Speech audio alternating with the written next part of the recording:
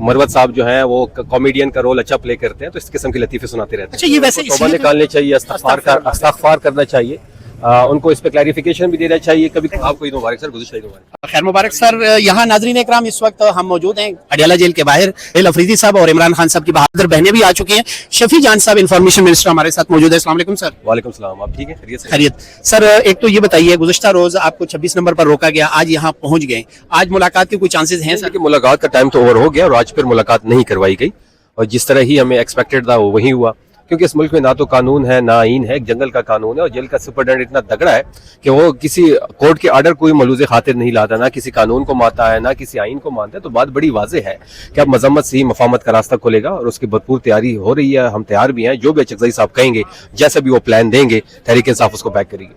Sir बहुत सारे लोग ये ऑब्जेक्शन करते हैं कि सुहेल अफरीदी साहब को जो जिम्मेदारी दी गई थी वो मुज़ाहमत की दी गई थी, तो आप क्या समझते हैं एज इंफॉर्मेशन मिनिस्टर? जो पब्लिक सोचती है कि सुहेल अफरीदी साहब के पास बड़ा ओहदा है, तो आपकी नज़र में क्या वो मुज़ाहमत का आगाज कर सकते? लोग एक्सपेक्टेशन रखते हैं। देखिए, हमने तो लास्ट टाइम भी जब मुलाकात सलमान सफदर साहब की हो रही थी तो अफरीदी साहब ने पैगाम भिजवाया था कि मैं कम्प्लीटली तैयार हूँ। आप कहते हैं इस्लामाबाद आए तो मैं इस्लामाबाद आने को तैयार हूँ, आप कहते हैं लॉन्ग मार्च करें तो मैं लॉन्ग मार्च के लिए तैयार हूँ। वहां से पैगाम आया कि आपने जो भी फैसला करना है आपने कंसल्टेशन करनी है अचकज़ई साहब से। तो लीडर मेरे इमरान खान है, वो जो हुक्म देंगे वो सर आंखों पे। तो फिर इस ज़मन में एक मुलाकात अफरीदी साहब की हुई है अचकज़ई साहब से, और अचकज़ई साहब ने बड़ा कैटेगोरिकली कहा है कि जो भी फैसला होगा वो मैं लूंगा। तो अब वो जो भी फैसला लेते हैं, जो भी लाएअमल देते हैं, तहरीक इंसाफ उसके पुष्ट पे खड़ी होगी। सर जो कंटेनर बनाया गया, आप भी जानते हैं, जो बहुत ज्यादा लोग ये एक्सपेक्टेशन रख रहे हैं कि कंटेनर निकाला जाएगा, पहले मौसम का था, अब फिर दोबारा गर्मी आ चुकी है। नहीं, कोई मौसम इनकलाब में और तहरीकों में मौसम नहीं देके जाते।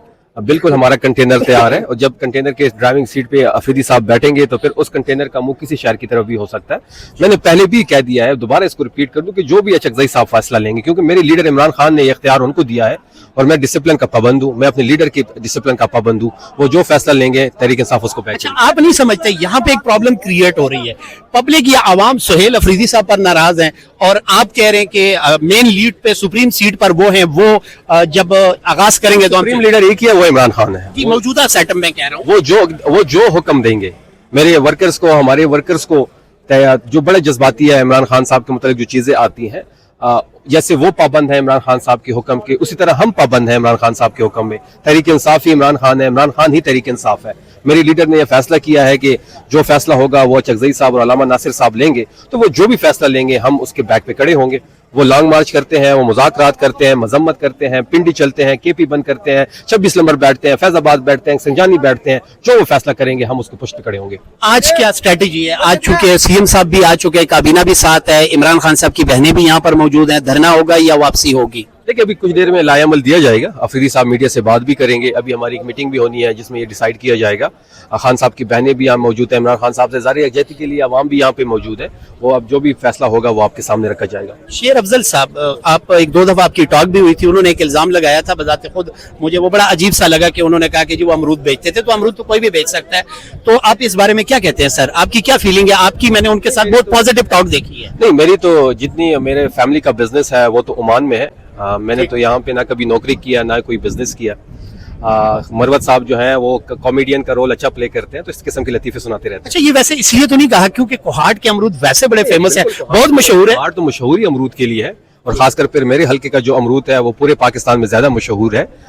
लेकिन उन्होंने जो कहा है वो काम मैं नहीं करता। वैसे अमरूद बेचना कोई बुरी बात तो नहीं है। डेफिनेटली। गिलगित इलेक्शन हो रहे हैं सर, क्या कहते हैं आप? जी भी, इलेक्शन अमली तौर पे तो हम जीत चुके हैं। आपने देखा होगा कि जो हम नारा लगाते थे कि एक रियासत दो दस्तूर, तो उसका अमली नमूना आपने जीबी में देख लिया कि तहरीक इंसाफ के लिए एक अलग कानून है, दीगर जमातों के लिए कोई अलग कानून है। इस वक्त तमाम लीडर्स वहाँ पे मौजूद हैं बाकी जमातों के, लेकिन तहरीक इंसाफ की कैंपेन को सबोताज किया जा रहा है। जुनैद अकबर खान साहब को गिरफ्तार किया गया, फिर डिपोर्ट कर दिया गया, सुबह बदर कर दिया गया। इस वक्त आप देख रहे हैं कि फेडरल मिनिस्टर्स वहाँ पे मौजूद है, अमीर मकाम साहब अतातार वहाँ पे मौजूद है, वो कैंपेन को लीड कर रहे हैं। जलसों में इख्तियार वली साहब नहीं, वो तो कौंसलर ही नहीं बन सकते, अगर उनके जाने से कोई फर्क नहीं पड़ता। अगर उनके जाने से कोई फर्क पड़ता तो वो नौशहरा में कोई अपनी कौंसलर की सीट जीत जाते।